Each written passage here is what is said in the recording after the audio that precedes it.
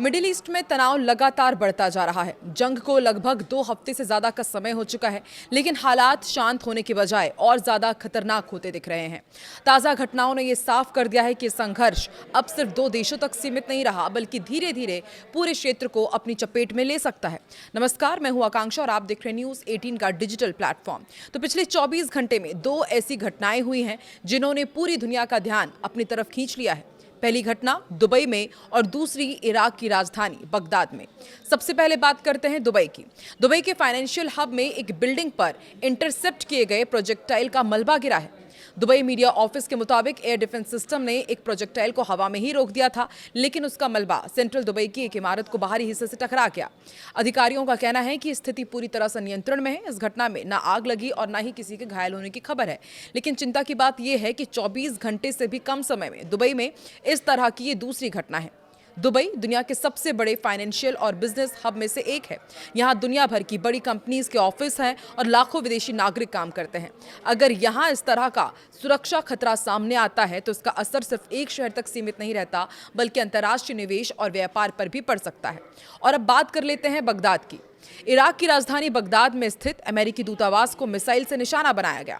इराकी सुरक्षा अधिकारियों के मुताबिक एक मिसाइल दूतावास परिसर के अंदर बने हेलीपैड के पास गिरी। घटना के बाद वहां से धुआं उठते हुए भी देखा गया।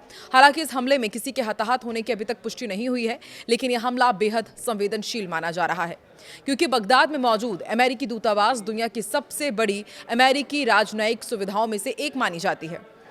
गौर करने वाली बात यह भी है कि अमेरिका दूतावास ने हाल ही में इराक के लिए लेवल 4 सुरक्षा अलर्ट भी जारी किया है।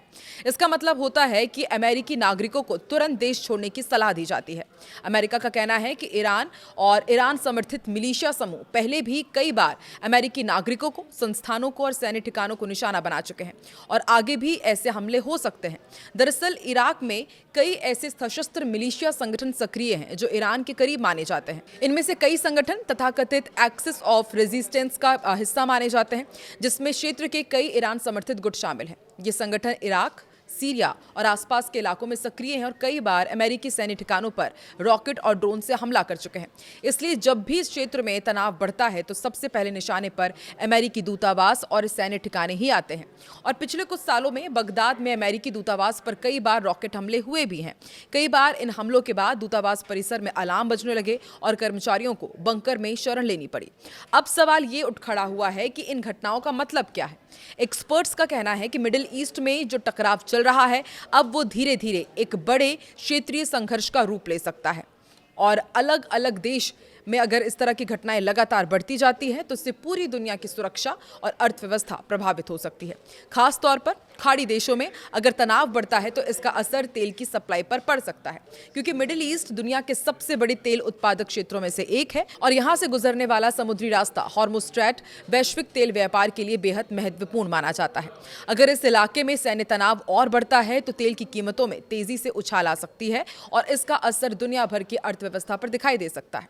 इसके अलावा एक और चिंता यह है कि अगर अलग अलग देशों में मौजूद ईरान समर्थित गुट इस संघर्ष में ज्यादा सक्रिय हो जाते हैं तो ये लड़ाई कई मोर्चों पर फैल सकती है। यानी ये सिर्फ 2 देशों की लड़ाई नहीं रह जाएगी, बल्कि इसमें कई देश और दूसरे संगठन भी शामिल हो सकते हैं।